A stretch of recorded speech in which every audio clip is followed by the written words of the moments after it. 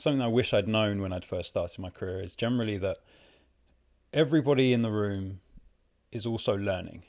Like I think as a producer or as a creative in general, there's quite a lot of difficulty dealing with the imposter syndrome kind of issues. Like, why am I here? Like, I don't, everybody here is so good. And it's true. Often you can be the most junior person in the room, especially like when you're first starting out. And I've had many, many sessions where I have been the most junior, most inexperienced, youngest person in the room. And it can be quite daunting. But I think something that then can help deal with that process is also the consideration that everybody has been a junior, which I think is a bit of a cliche, but it's like everybody, even if they are at an expert level, is still learning in some way. Like art, there's no way to create or complete art. It's just a process and it's a journey, and everybody is at different stages of that. And so as much as I'm not saying that you need to go in there really brash and think that you're the next best thing, which many of us do think when we're young and ambitious, but it's also to think that, like, actually, even if I am feeling junior here compared to these experts, I have a seat at the table for a reason. I'm bringing something. So that could even be as simple as you being the most junior is your strength, where you haven't already kind of built these processes and these routines and these habits that other people have done through years and years. You're completely fresh to it. So you have no definitive or defined idea of how you want to process something. So, I think just taking a bit of confidence from the fact that everybody here is learning and you're just at different stages. I think that will help a lot of people at the beginning. Something else that I wish I had known or at least taken more seriously was how important it is to find out who the person is you need to speak to make sure that you get credited correctly.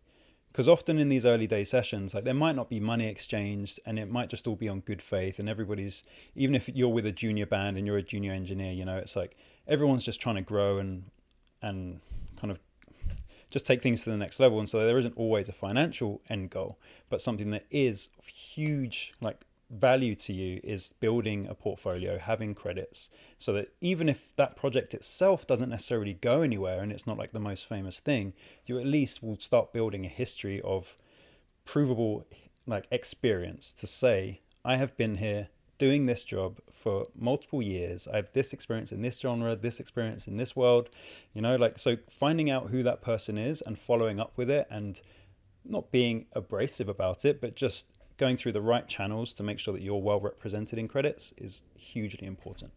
Because I didn't get paid on a lot of sessions when I was younger, or I was when I was in-house at Dean Street, I was just an engineer that's kind of part of the furniture, so there's credits on things that, for example, Ed Sheeran. I don't actually have a named credit in Ed Sheeran's album. However, did multiple sessions with him and various people, but the studio got credited, but there wasn't then that next step where I was represented. So it's just one that floated through the ether and I didn't quite nail it down, but I know I did it. I was there, but it would have been very helpful to have it. My third thing that I wish I'd known was that basically all the good ideas have already been made. And I used to get really intimidated and quite sad as well, actually, when like Michael Jackson passed away, and you kind of think, not just Michael Jackson, but just many of these kind of historic artists, and you think, well, they've done all the best stuff, like, and I can't compete with that. There's no way that I can create that sort of magic. I don't know, but it's not necessarily about creating just a new idea. So it's like saying that 12 notes in a scale, right? There's only so many ways that you can interpret those, so many formations of chords that you can create and arrangements of those chords. There's only so many, so you're going to repeat ideas. So when I say no good idea is a new idea, I think actually the takeaway that I've found is that it's your personal kind of amalgamation of your personal tastes and experiences and kind of intuition of who you are, which is completely unique, and your unique blend of all those things, those various ideas that you've had influencing you throughout your either just musical career, but throughout your life, really. The way that you combine those things, that's the new idea. I think the non-technical side of stuff is in many ways more important than the tech. Like, I'm a trained engineer. I've got a degree in music production. Like, I know the tech, but that's only really as a like a pathway to then get me to be able to, like, it's like learning an instrument, really. Like, I've learned that instrument so that then I can express myself. You know, it's like I'm not. Yeah, it's the tech side of it is just to get you to be able to use the tools at your disposal. It's not really, that's not where the music comes from. So that's why, as an engineer, I've always, if ever the compromise comes up of, is the artist comfortable or do we need to adjust the microphone? Just leave the mic. Just leave it alone. It's fine. You know, like, you'll make it sound good somehow, but that moment is only there for a second. I think a lot of those things people don't really consider, and they get really hung up on what microphone, what preamp, like what interface you're going to buy, and whether the £100 one or the £150 one is better. And really, it matters. It does matter, but it's not the most important thing.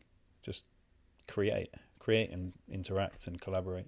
Something else that I would wish I'd known, actually, is that you should take time for yourself, because you can't go and go and go and go and go forever. And actually, you're more efficient, or you're more creative, or you're happier as a person if you start to consider that, like, 24-hour 365 days a year grinding, you know, got to get the hustle. That, for me personally, is pretty toxic. When I don't have separation, if I don't have weekends, not just weekends, it's actually not about when it is, it's just specifically setting time for yourself, or taking time for yourself, and just saying, sorry, like, I can't do that right now. That's really important for me personally. And that's something I've only really started doing in the last probably year, I think. I think even probably, or maybe from COVID, it was just a case of, like, self-reflection, kind of thinking, where are we?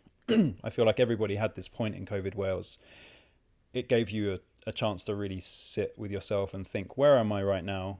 I felt like it was like a really helpful kind of intermission in a theatre show. You know, it's like, should we just have a little drink and just think about where we are and, like, what's happened in the first half? Maybe not half. I don't want to be too, whatever about it. But it gave me a point to reflect, and also got me more into the habit of taking a bit of time for myself. And I think that that's something that I realized was really helpful, because then I'm actually more energized and more enthusiastic to get into work again when I do have to do it, as opposed to just, like, grinding it out every day. I don't subscribe to that in any way.